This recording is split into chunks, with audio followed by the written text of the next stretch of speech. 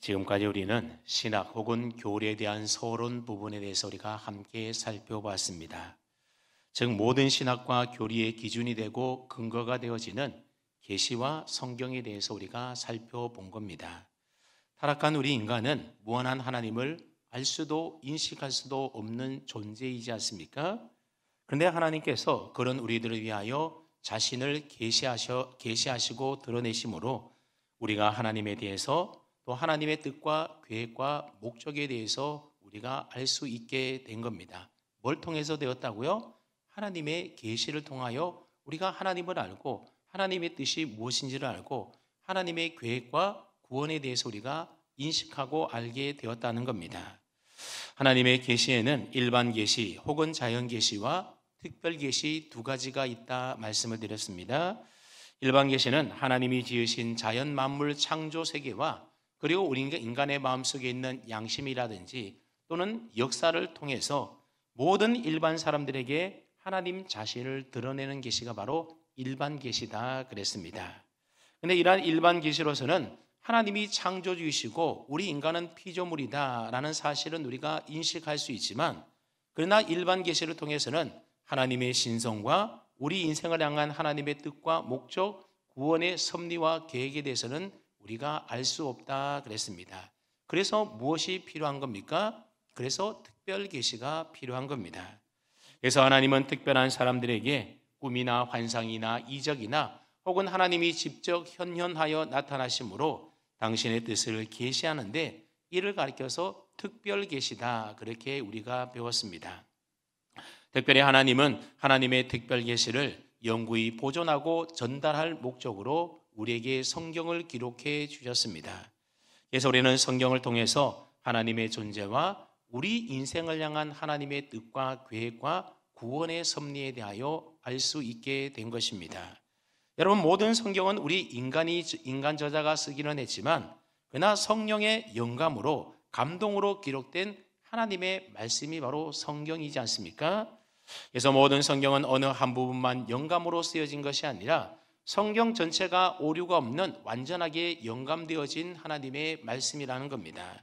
그러므로 성경은 신적인 권위를 가진 책이며 아무런 오류나 거짓이 없는 완전 무한 진리의 말씀인 겁니다.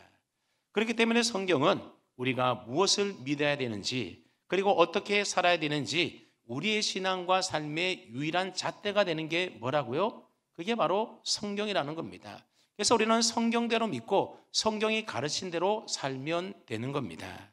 그래서 모든 신학과 교리는 바로 이 하나님의 계시의 말씀인 성경에 기초하고 근거한다라고 볼 수가 있는 겁니다.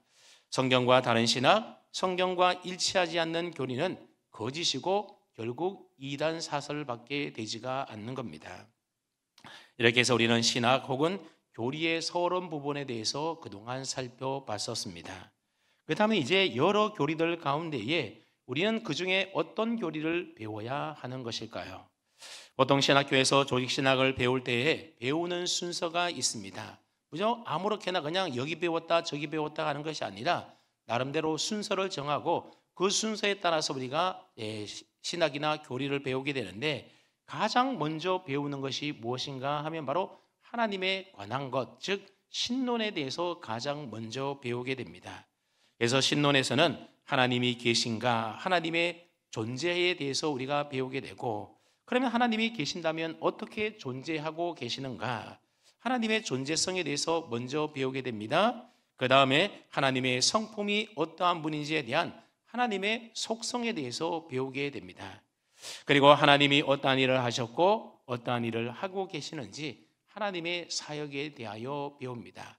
그러니까 하나님에 대한 신론에서 배우는 것은 크게 세 가지인데, 하나님의 존재성, 하나님의 속성, 그리고 하나님이 어떤 일을 하시는지 하나님의 사역에 대해서 크게 배우게 됩니다. 그냥 하나님이 하신 일, 즉 사역에 대하여 배울 때에 하나님이 하신 창조에 대해서도 배우게 됩니다. 하나님이 하신 일, 사역 가운데 창조가 있지 않습니까? 여러분, 창조할 때 누구를 창조합니까? 우리 인간들도 창조하게 됩니다. 그래서 하나님의 사역, 창조를 배울 때에 하나님이 지으신 최고의 피조물인 우리 인간에 대해서도 배우게 되는 겁니다. 그래서 조직 신학의 순서를 보게 되면 먼저 서론에서 계시와 성경에 대해서 배우고 그 다음으로는 하나님에 관한 신론을 배우고 그 다음에 뭘 배운다고요? 인간에 대해서, 인간론에 대하여 배우게 되는 겁니다. 그래서 인간론에서는 죄에 빠진 타락한 우리 인생이 어떠한지, 어떠한 처지에 놓여 있는지 우리 인간에 대하여 배우게 됩니다. 그 다음에는 죄에 빠진 우리 인간을 구원하시는 구원자이신 그리스도에 관하여 배우게 되는데 이것을 가르쳐서 기독론이다 그렇게 말을 합니다. 그리고 그 다음에 그리스도께서 우리를 구원하실 때에 어떤 논리적 순서로 우리를 구원하시는가에 대한 구원론에 대하여 배우게 되는 겁니다. 여러분, 우리가 구원받으면 곧바로 천국 가는 것이 아니라 이 땅에 살면서 성화의 과정을 거치는 것 아니겠습니까? 그래서 구원론 다음에 배우는 것이 성도가 이 땅에서 성화의 과정을 통하여 교회라고 하는 공동체를 이루며 살아가게 되는데 왜 교회를 세우시고 교회를 통하여 무엇을 하시고 어떤 교회가 참된 교회이고 거짓된 교회인지에 대하여 교회에 대하여 즉 교회론에 대하여 배우게 되는 겁니다. 그리고 마지막에 배우는 것이 바로 종말론에 대하여 배웁니다. 하나님의 구원의 경륜이 그리스도의 재림으로 어떻게 완성이 되며 또 역사적 종말과 우리 개인적인 종말이 어떻게 나타나는가, 하나님의 심판은 성도와 불신자들 사이에 어떻게 이루어지는가, 그리고 심판 이후에 있을 지옥과 천국은 어떠한 세계인지, 요한계시록 20장에서 말하고 있는 천년왕국은 무엇에 대하여 말을 하는 것인지, 이런 것들을 마지막 종말론에서 우리가 배우게 될 것입니다. 이처럼 신학이나 아니면 교리를 배울 때는 아무런 순서 없이 그냥 주목구구식으로 마구마구 배우는 것이 아니라 이런 조직적이고 논리적인 순서에 따라 배우게 된다는 겁니다. 그래서 오늘부터 그 순서에 따라서 하나님에 관한 교리, 즉 신론에 대해서 먼저 배우고 차츰차츰 인간론, 그 다음에 그리스도론, 구원론, 그 다음에 교회론, 그리고 마지막 종말론, 이런 식으로 계속해서 우리가 교리에 대해서 좀 배워보도록 하겠습니다. 자, 그렇다면 우리가 오늘은 신론에 대해서 배우게 되겠는데 신론에는 크게 세 부분으로 나눌 수 있다 그랬죠. 무엇이 그랬습니까? 첫째는 하나님의 존재성, 하나님이 과연 존재하시는가, 이 존재성에 대해서 배우게 되고, 두 번째는 하나님의 성품인 속성에 대해서 배우게 되고, 세 번째로는 하나님이 어떤 일을 하셨는지 하나님의 사역에 대해서 배운다 그랬습니다. 자, 그러니까는 신론에 따라 보면 제일 먼저 다뤄야 될 주제가 무엇이라는 겁니까? 하나님의 존재성에 대해서 배우게 된다는 겁니다. 그래서 신학교에서 신론에 대하여 배울 때에 인간의 이성적인 논리로서 하나님이 계신다라는 것을 증명해 보이는 신적 증명에 대해서 오랫동안 배우게 됩니다. 그래서 우주론적인 증명법이라든지 또는 목적론적인 증명법이라든지 아니면 존재론적인 증명, 도덕적인 증명, 이런 여러 가지 하나님의 존재성에 대한 여러 가지 이론들에 대하여 배우게 됩니다. 가령 예를 들자면 여러분, 세상에 존재하는 모든 것들에는 그것을 있게 만드는 원인이라는 것이 있지 않습니까? 여기에 마이크가 있는 것은 이 마이크를 만든 사람이 이 마이크를 만들었기 때문에 마이크가 존재하는 것이고, 이 세상의 모든 존재하는 것은 뭔가 원인이 있기 때문에 그게 만들어지게 되어 존재한다는 겁니다. 그래서 지구가 존재하는 것, 사람이 존재하는 것, 우주 만물이 존재하는 것, 거기에는 다 처음 시작 원인이 있었다는 겁니다. 이 최초의 원인이 뭐라는 겁니까? 그게 바로 하나님이시다. 그러면서 신의 존재에 대하여 증명하는 방법이 있습니다. 근데 사실 이러한 여러 가지 신 존재의 방법이라고 하는 것은 하나님이 존재해 계신다라고 증명을 해봤자 사실 크게 별 의미가 없는 것들입니다. 여러분, 하나님은 우리가 하나님이 존재하신다라고 증명해야만 하나님이 존재하시는 분이고, 우리가 하나님이 계신다라는 사실을 존재를 증명하지 못한다라면 하나님이 존재하지 않는 분이 아니라는 겁니다. 우리가 증명하건 증명하지 못하건 하나님은 존재하시는 분이지 않습니까? 특별히 하나님은 지극히 모자라고 부족한 우리 인간의 이성적인 논리로 증명해 보일 수 있는 분이 결단코 아니라고 하는 사실입니다. 우리 인간은 하나님이 만든 피조물인 이 우주에 대해서도 정말로 우주에 대하여 손톱만큼밖에 모르는데, 여러분, 그 우주를 만드신 하나님에 대한 존재를 어떻게 우리 인간의 짧은 이성과 지식으로 증명해 볼 수가 있는 것이겠습니까? 우리는 하나님이 계시로서 자신의 존재를 드러내 주신 성경 말씀을 통해서 우리는 이미 하나님이 살아계시고 존재하시는 분이라는 사실을 우리는 믿고 있지 않습니까?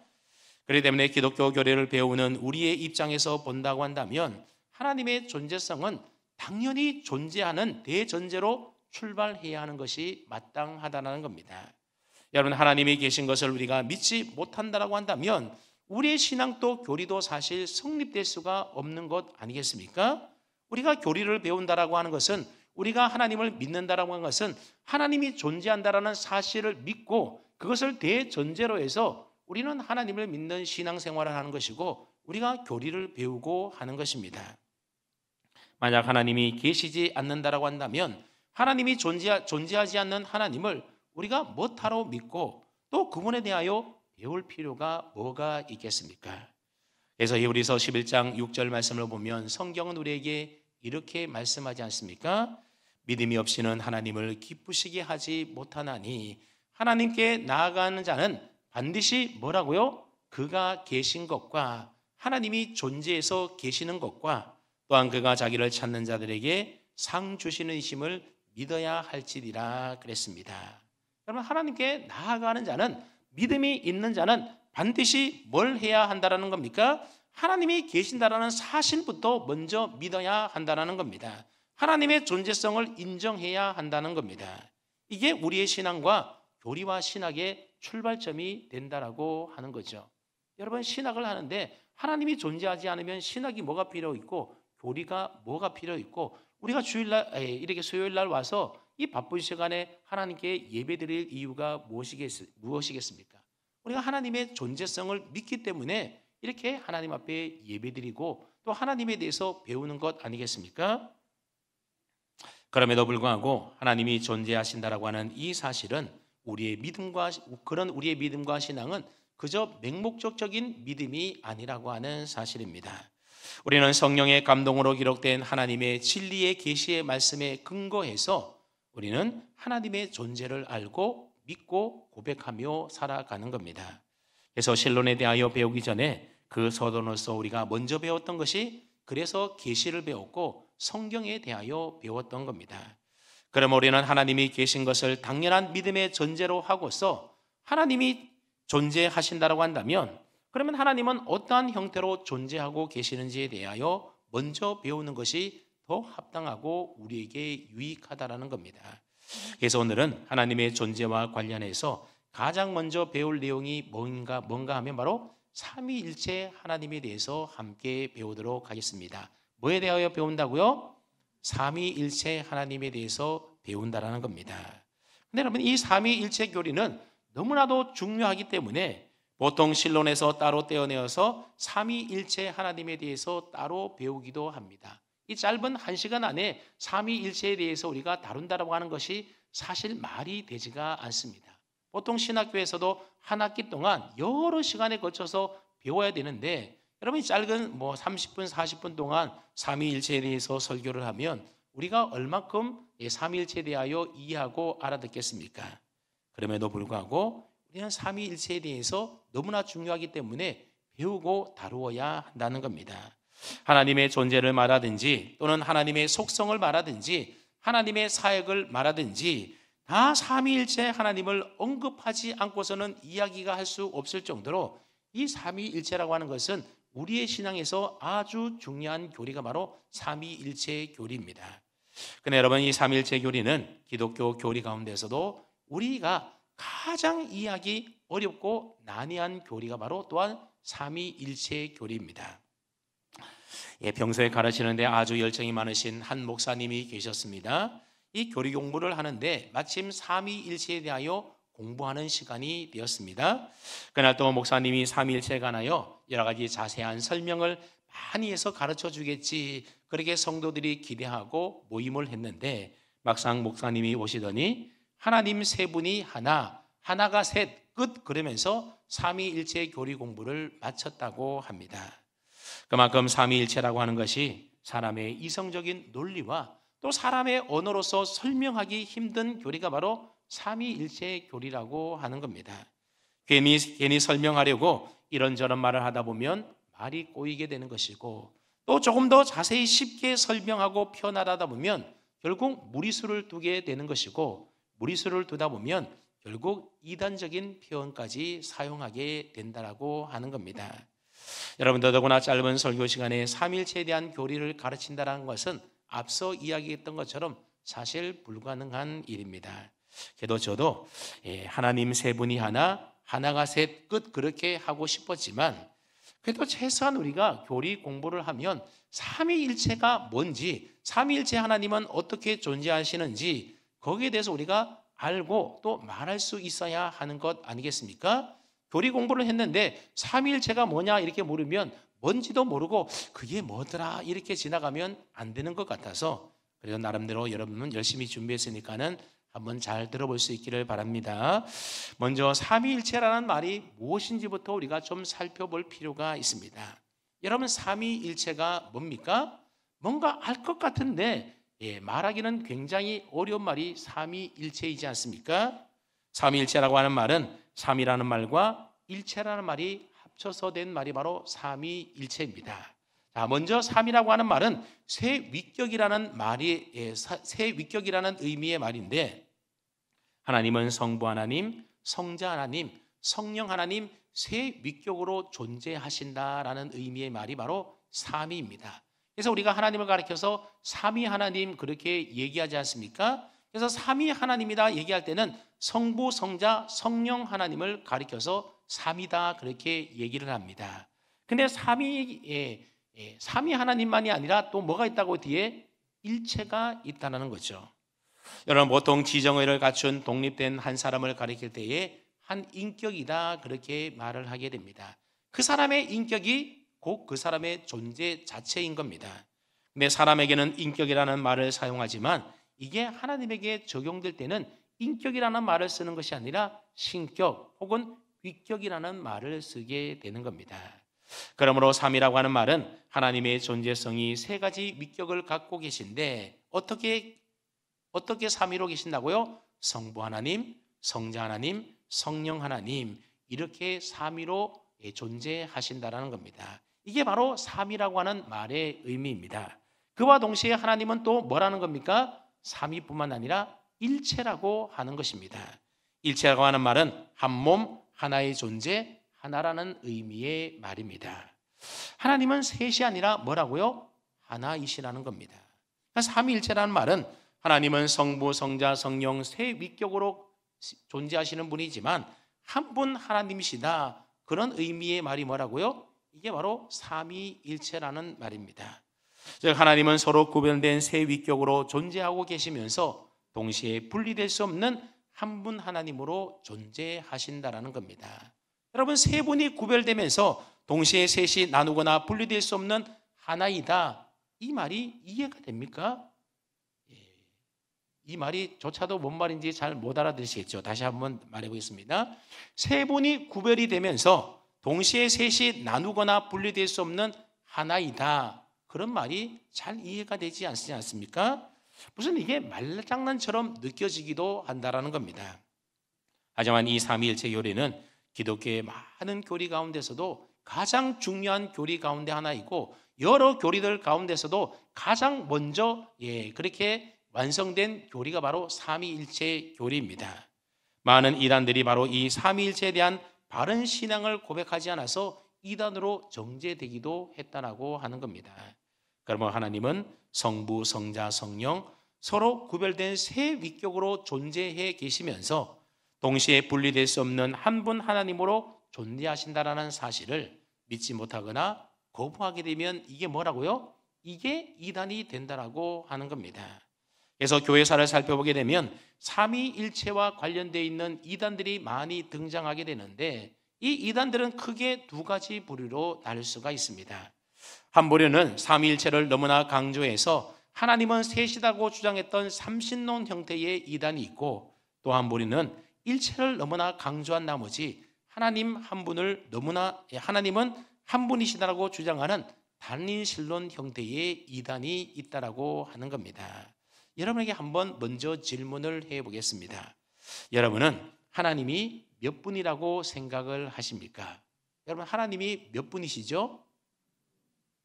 뭐라고요? 한 분이시다고요? 예. 이게 한 분이라고 대답하시는 분은 바로 단린 실론의 이단에 해당되는 겁니다. 예. 그렇게 하나님은 한 분이시다, 이렇게 말하면 뭐가 된다고요? 이단이 된다는 겁니다. 그렇다면 하나님은 세 분이실까요? 만약에 하나님은 세 분이시다 이렇게 생각하는 분이 있다면 이분은 삼신론 이단에 해당되는 겁니다. 그러니 삼위일체와 관련해서 우리가 말을 잘해야 되지, 하나님은 한 분이다 또는 하나님은 세 분이다 이렇게 말하면 뭐가 될 수 있다고요? 이단으로 정죄될 수가 있다는 겁니다.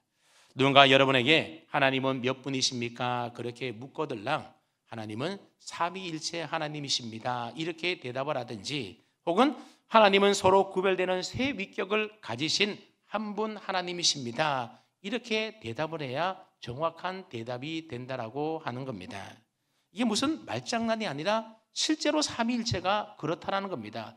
그래서 삼위일체가 어렵다 그 말입니다.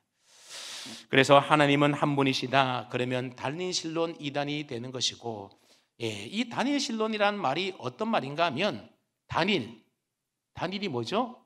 하나다라는 말이잖아, 맞죠? 신이 단일, 즉 하나다라고 주장하는 이론이 바로 단일신론입니다. 또 세 분이라고 하면 삼신론, 즉 세 분 하나님이라는 이단이 되는 것이죠. 근데 기독교 교회사를 보게 되면 하나님에 대하여 한 분이라고 하는 이 숫자에 집착하는 이단들이 많이 있어 왔습니다. 왜냐하면 우리가 구약 성경을 읽어보게 되면 하나님은 어떤 하나님으로 표현하고 있냐면 하나님은 유일하신 한 분 하나님이라고 표현되어 있는 성경 구절 때문에 그렇습니다.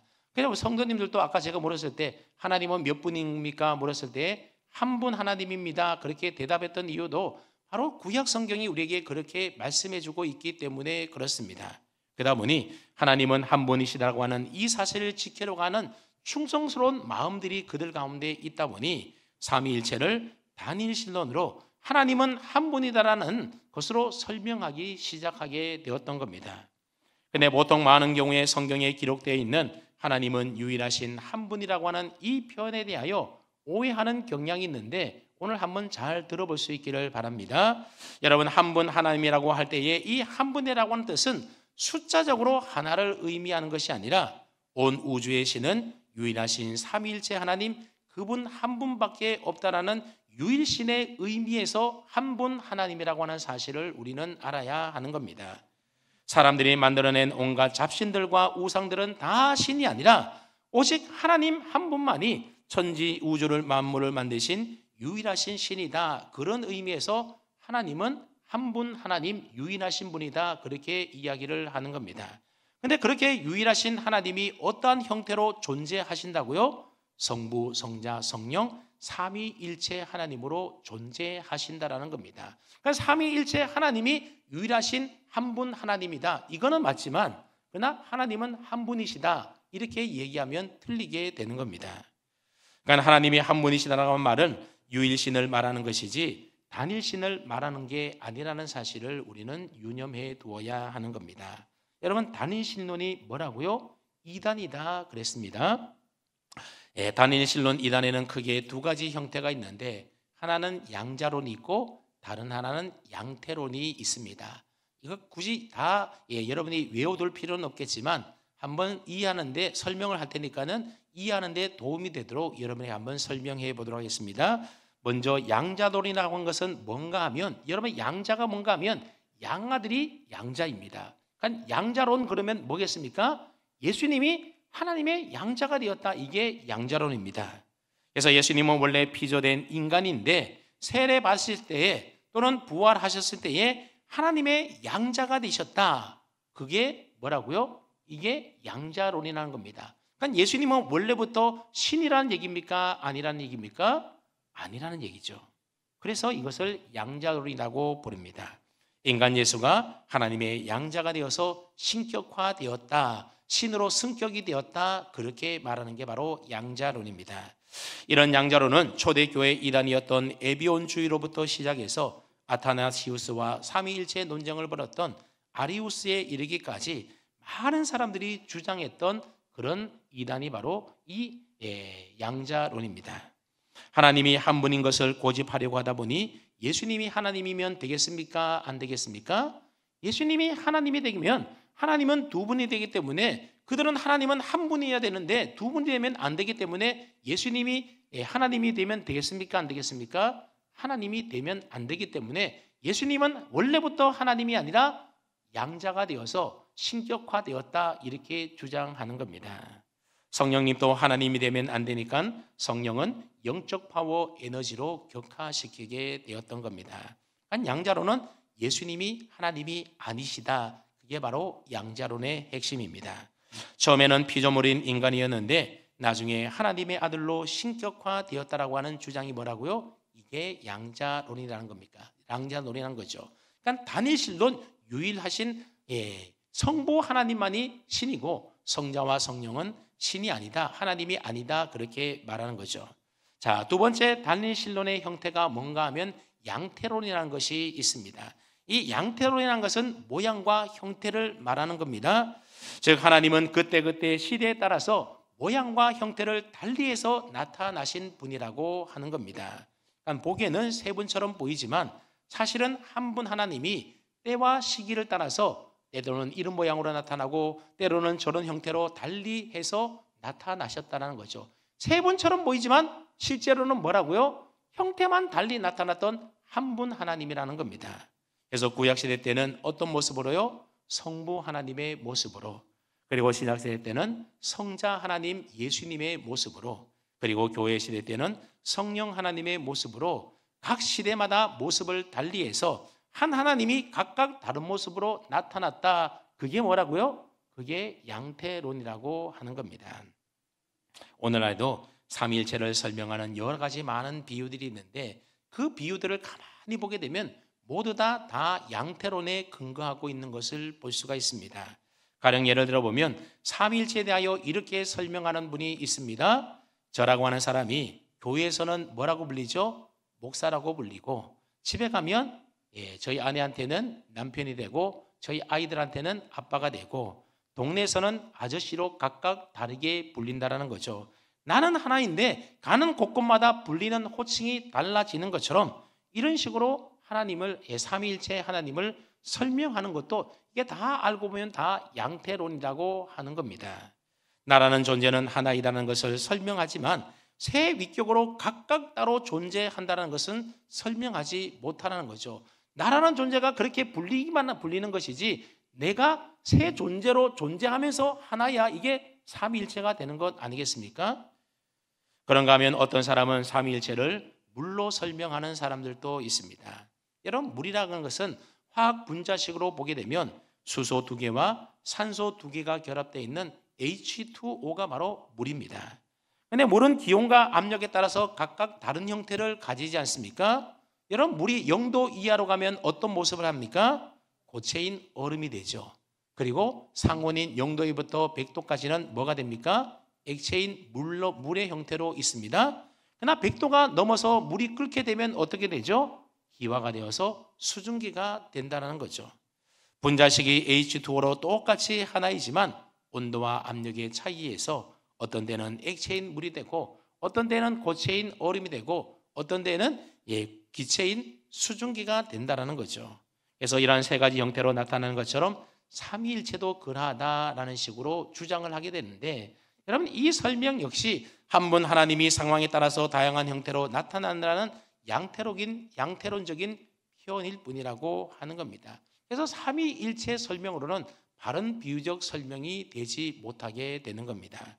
또한 삼위일체를 어떤 사람들은 나무로 비유하고 있는데, 여러분, 나무에 보면 뿌리가 있고 줄기가 있고 가지가 있지 않습니까? 그런 것처럼 뿌리는 성부 하나님, 줄기는 성자 하나님, 가지는 성령 하나님, 이런 식으로 설명한다는 겁니다.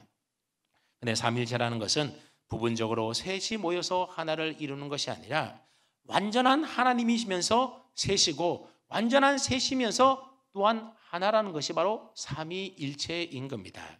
그러니 나무로 삼위일체를 설명하는 이 비유도 잘못된 비유인 겁니다.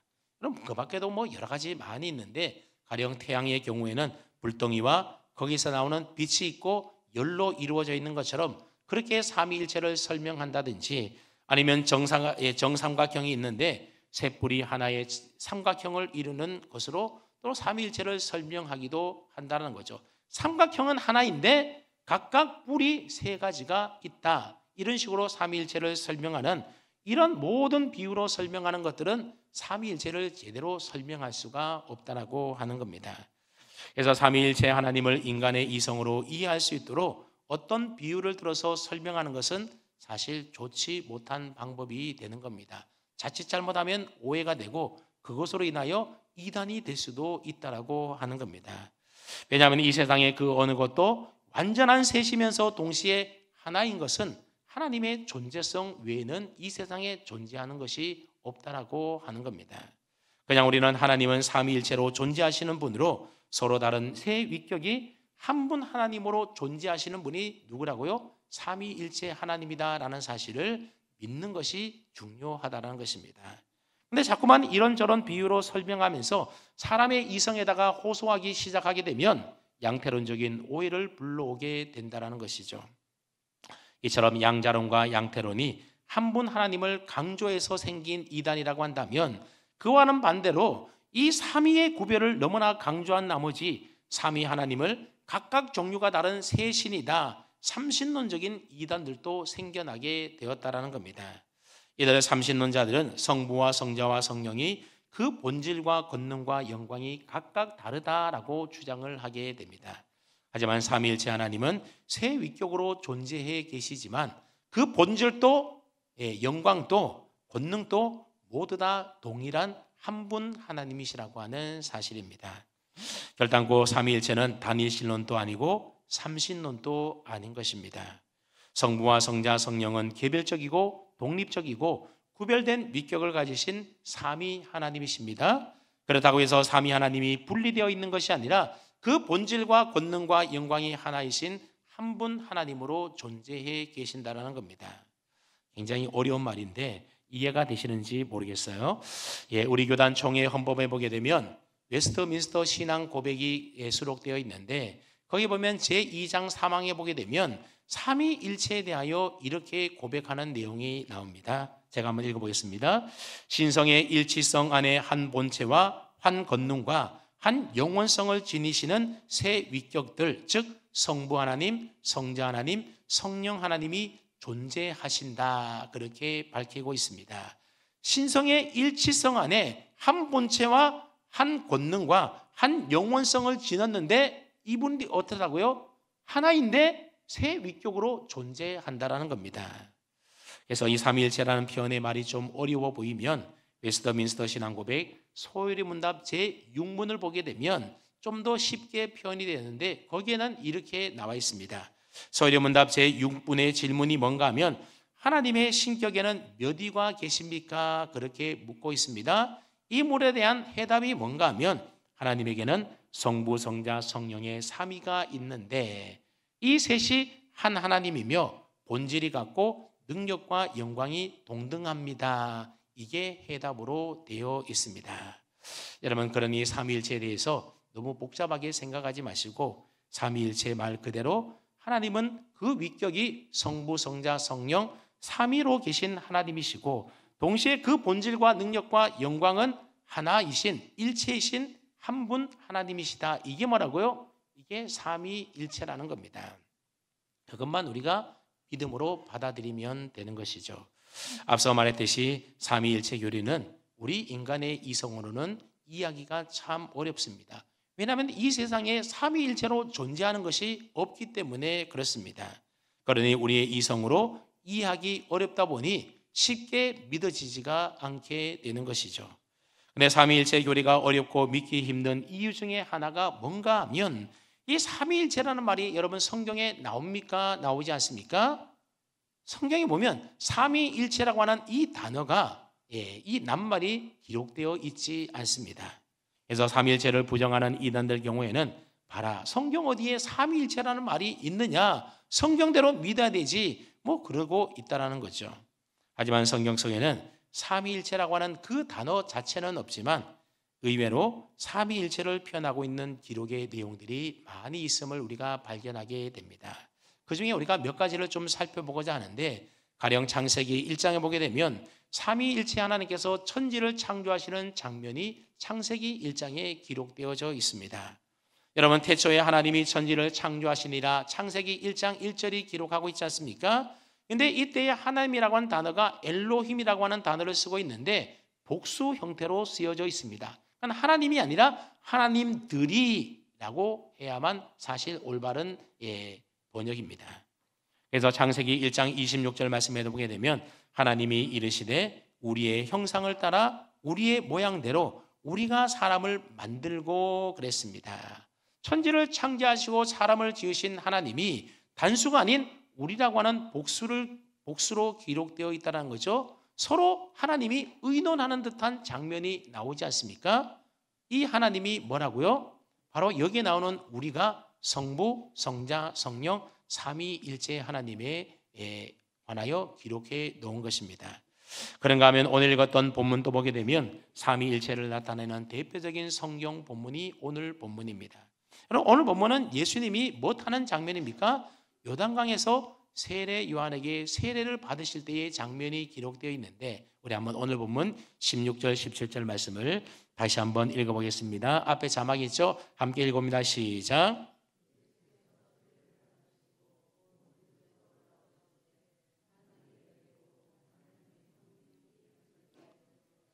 자기 위에 임하심을 보시더니 하늘로부터 소리가 있어 말씀하시되 이는 내 사랑하는 아들이요 내 기뻐하는 자라 하시니라. 아멘.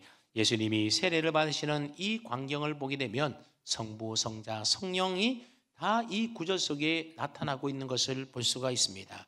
세례를 받고 계시는 성자 예수님, 그리고 하늘이 열리면서 비둘기처럼 임하는 성령 하나님, 이는 내 사랑하는 아들이요 내 기뻐하는 자라고 말씀하시는 성부 하나님이 다 동시에 일시에 나타나고 있습니다. 바로 삼위일체를 암시적으로 표현해주고 있는 장면의 모습인 겁니다.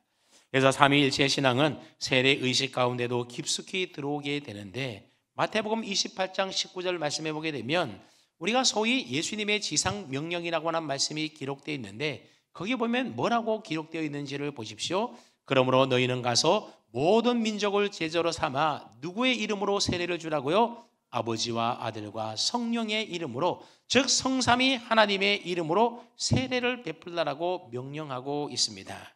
그래서 지금도 세례를 베풀 때 뭐라고 세례를 봅니까? 예수 그리스도를 구주로 믿는 누구누구에게 성부와 성자와 성령의 이름으로, 즉 삼위일체 하나님의 이름으로 세례를 준다라고 하는 겁니다.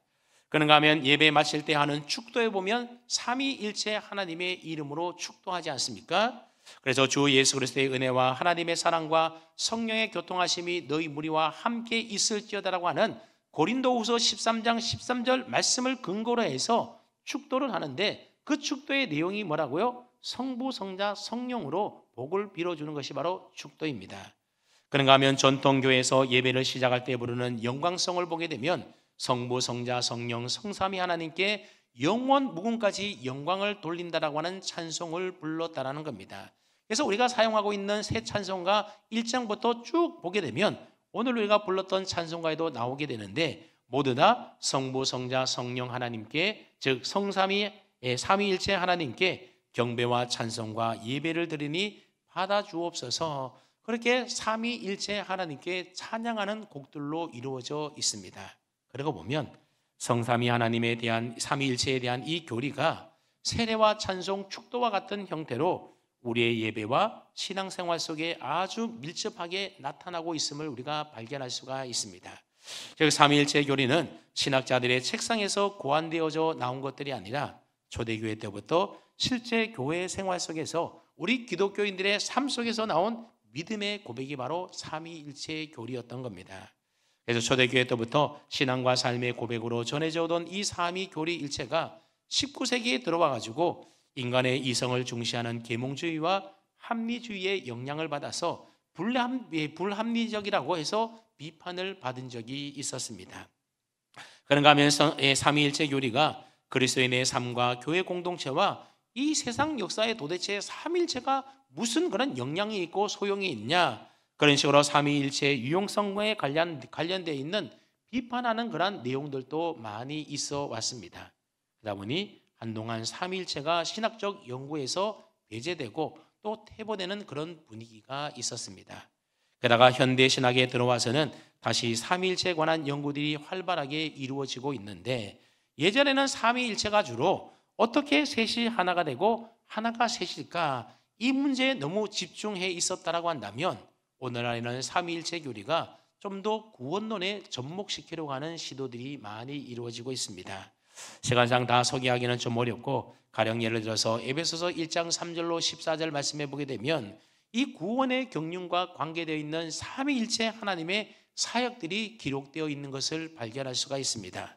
즉, 성부 하나님은 그리스도 안에서 예정 가운데 택하셔서 우리를 하나님의 자녀로 삼아주신 일을 하셨고, 성자 하나님은 성부 하나님이 택한 주의 자녀 백성들을 위하여 당신의 피를 흘려서 속량 곧 제3의 구요속의 사역을 이루어 주셨고, 성령 하나님은 그 지혜와 힘과 능력을 다 동원하여서 우리로 진리의 복음을 듣고 그 복음을 믿게 하시고, 그래서 약속의 인치심을 통하여 영원한 기업의 보증이 되어 주신다라고 하는 사실입니다.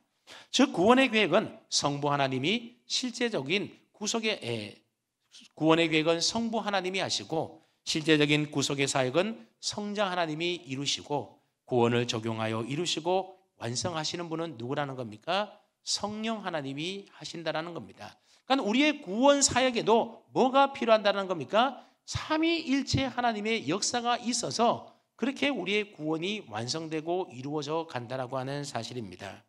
이처럼 구원의 경륜에 있어서 삼위일체 하나님께서 각기 담당한 역할을 삼위로 하시지만, 그 삼위 가운데서도 분리될 수 없는 한 하나님의 본질로 존재하고 계신다라는 것, 이게 바로 오늘날 삼위일체에 관한 내용인 겁니다.